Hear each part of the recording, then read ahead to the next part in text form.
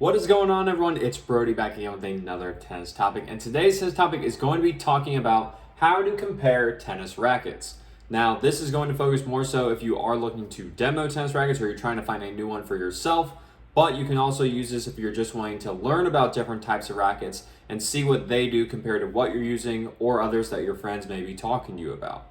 So the first step here is that you need to know what you use right now. If you don't know what racket you're using and you don't know that it's designed to be a spin frame or a power frame or a control frame, or if it's stiff or anything like that, you're really kind of just shooting in the dark because you don't know what you're looking for. If you can understand what you have right now, the weight of it, the head size, what style of play the racket best suits, what the racket was intended to do. If you know all of this stuff going into actually comparing a different racket, it's just going to be a lot easier on you to know what you already have, so then you can look for something either completely different or something similar that's just going to be a little bit more like what you want currently. And that's where number two, you have to know what you want help with.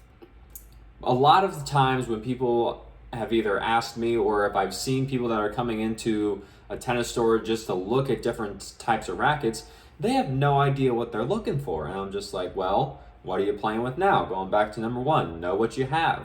And they're like, either A, I don't know, or B, let me go grab my racket, because again, they don't know. But if you don't know what you have, and if you don't know what you want help with out of the racket, that's where you can really get stuck just seeing all these different numbers and all these different specifications that are put on the rackets to try and help you. If you don't know, because your mind is so confused as to like what you're actually trying to accomplish here, you're just going to get confused, you're going to get stuck, you're not going to want to make a decision because you think there's too much stuff going on all at once. Now, if you can figure that out, if you know everything, or you at least know a baseline of what you want to have done or what you want help with, then it's a lot easier for anyone that's either helping you or even for yourself when you're looking online to just have a much clearer direction in where you want to go, rather than just kind of willy-nilly going around just like trying to find something that's like maybe this one, maybe that one, but you just don't know if you don't know what you want help with. So just take some time, figure it out. After you've played for a while, you probably notice, hey, I want more help with spin, I want more help with power, I want more help with control, or something else like that is like, maybe this racket's a little stiff, I want something that's just going to be a little bit more arm friendly, something that's a little bit stiffer if your racket's too flexible.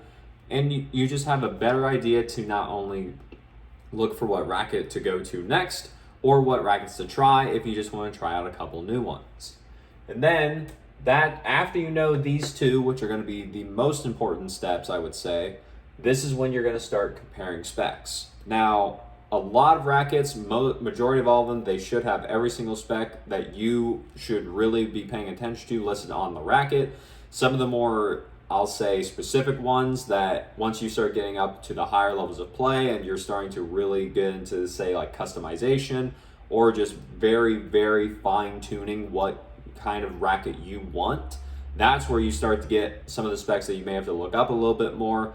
But usually a good majority of all the specs are going to be on the rackets themselves.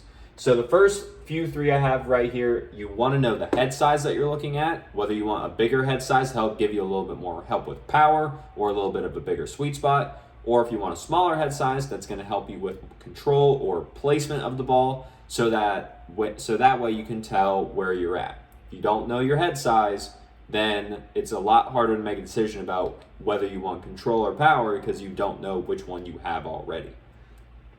Number two here, we have weight. If you want to make sure that you have a racket that is heavy enough for you to where you're not going to get extremely tired playing with it. There's some times to where I see people that are just starting out and they're using rackets that are above 11 ounces strong, and I'm like, what are you doing? Even if you are fully grown, sometimes that can just be too much because your body's not used to the movement, especially if you're beginning. And that's where you really have to be careful with making sure you get a decent weight for you. And I always tend to err on the side of caution. If you are trying to decide between two weights of a racket and you're trying to decide between a lighter or a heavier version, as long as you've tried both and you can not really tell much of a difference, you could probably get away with the heavier one. But for quite a few times, I've had people just go down to the lighter one because you can always add weight to a racket later. You can't really take a lot of weight out of a racket. So just in order to make it a little bit easier now, you may want to look towards a lighter racket if you're wanting something that's going to be a little bit easier to use, and you can always adjust later. Or if you just feel like you're okay with a heavier racket, you want a heavier racket, by all means, try a heavier racket. Always be sure to try everything first, because you want to make sure that it works for you specifically, rather than just getting it on a whim, trying it out, ending up hating it, and then not being able to return it or take it back to where you bought it because you played with it. We don't want that. And then next up, besides weight, you want to look at the string pattern. So the string pattern, you're really looking to see whether the string pattern is more open, like a 16x19 string pattern, which is pretty standard today, or it's more of a dense string pattern, which is an 18x20. The 18x20 string pattern does not allow the strings to move a lot more because it's more dense, and that's going to help give you a little bit more control and placement, because the string does not snap back as much into when the ball hits it, and it's going to decrease the launch angle. So it's going to be just, instead of with this being the net right here, an 18x20, the ball is going to go like over the net like this. A 16x19, you're going to go over the net like that, because you have the strings are more able to move around freely and snap back into place, creating a higher angle of launch onto the ball with the more open string pattern. Like I've said earlier, you gotta know what you have so you can know what you're looking for. And then over here, these ones is stiffness. This is going to be whether or not you want a racket that is more arm friendly, or more so that it's just giving you a little bit more feedback. The stiffer rackets, they do tend to have a little bit more power to them because of that stiffness, but they're very hard on the arm. Usually you can see Babolat rackets here, which are very stiff rackets. They have a lot of power to them. But if you've had arm problems or arm surgery, shoulder surgeries, or pain in the past, you might want to stick away from a high stiffness racket, because it has a high chance of just bringing back that pain or just causing tennis elbow, because you've been prone to injury before, so it might just flare it up even more so. And then here, these two right here, beam width and balance, that's where I was kind of mentioning that you're getting a little bit more into the very specifics, customized parts of your racket. I'd say beam width, you're looking at is a little bit more viable towards most general players, just because beam width is very important in terms of how thick it is, because a thicker beamed racket typically will offer a little bit more help with power. It's going to also take away a little bit of the vibration coming back to your arm, so you have a little bit less feel out of it, some would say. And then a thinner beam, you're having a lot more feel come back to you. It doesn't absorb as much of the vibration or the shock, so it is going to be a little bit harder on your arm, but it's also going to be typically a more controlled racket, because the actual racket itself is not taking as much power, it's not absorbing as much power or shock or vibration as the thicker beam, and it's just going to flex a little bit more often, not be as stiff, so you can just place the ball and control it a little bit better. Then finally, the balance here. The balance is really just trying to figure out where you like the weight of the racket. Some rackets, usually if they have bigger head sizes, they're more head heavy, which means that more of the weight of the racket is towards the head. So when you swing, the head of the racket just swings through a lot faster, and it helps generate a little bit more power. If you want more of an even balanced racket, the weight's more right in the middle and evenly distributed throughout it. It's just kind of like your overall racket frames. Think kind of like the Speed MP.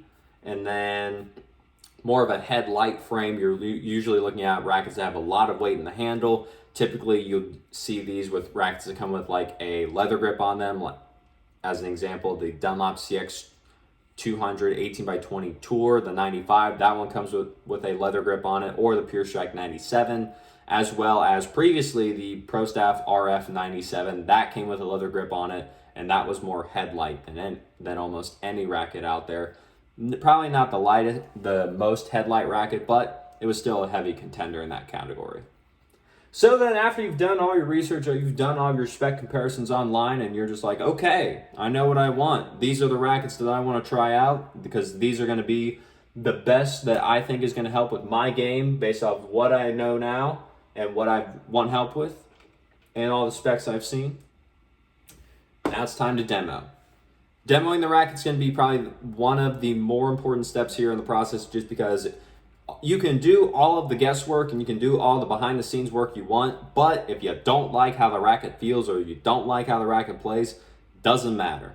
You can match these as perfectly as you want, but if you do not like the actual material and the layup that is used in that specific racket that you found, doesn't matter if all the specs check out. You want to make sure that you actually like and enjoy the feel and actually enjoy playing with the racket, or else it's just going to be a waste of money because you're like, yeah, this is what I wanted, but I don't like the feel of it, so I'm not going to play with it. And then you're just out all the money. You have to get rid of it and then start the whole process again. But if you demo it, you can probably pay a one-time fee for those demos that you take. You have a lot higher chance of actually picking a racket that you like because you get to try it out. And then if you want, you can put your own string into it to make sure it works, or you can just use a string that's provided by the demo, by the people that are running the demos, and you can go from there.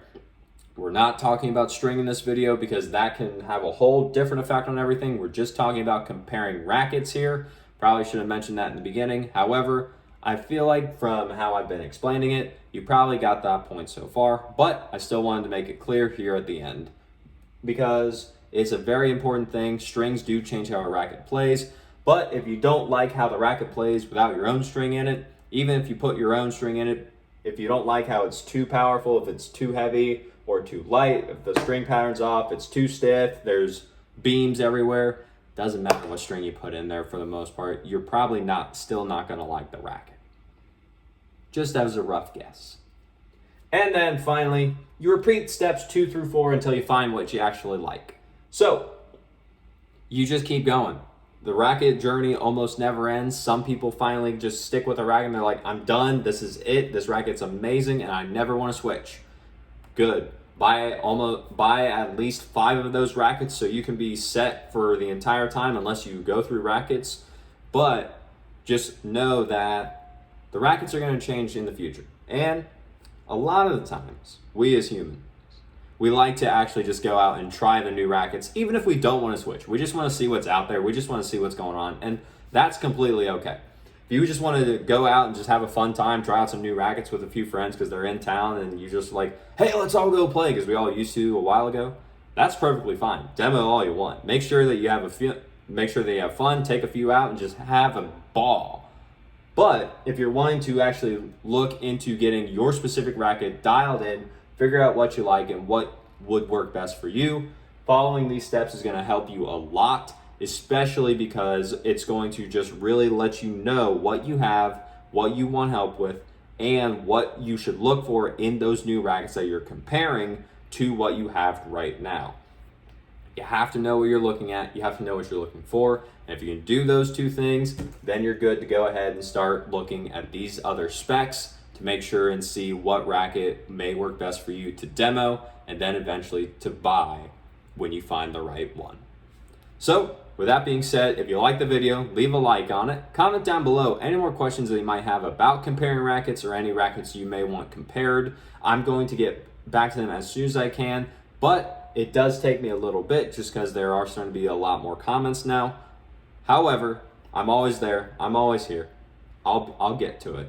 So, with that being said, as always, subscribe to the channel if you enjoyed the video, just so that we can grow the channel, get the information out there from the people that have it to the people that need it.